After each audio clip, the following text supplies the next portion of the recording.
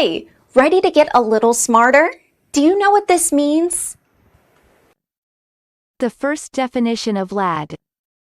A boy or young man, often as a form of address. For example, come in, lad, and shut the door. The second definition of lad. A stable worker, regardless of age or sex. For example, no amount of internal high-fiving or back-slapping will change that, lads. American pronunciation. Lad.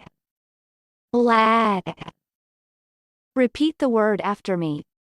As you repeat the word, keep the definition in mind to train your brain to master it. Lad. Say.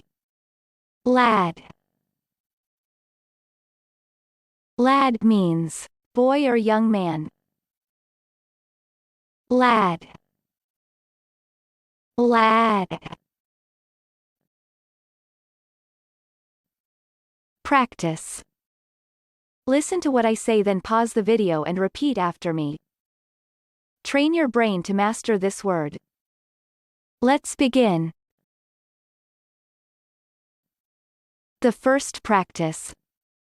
I think the lad has got genuine potential. Now, repeat after me. I think the lad has got genuine potential. The second practice. What does the poor lad have to talk about?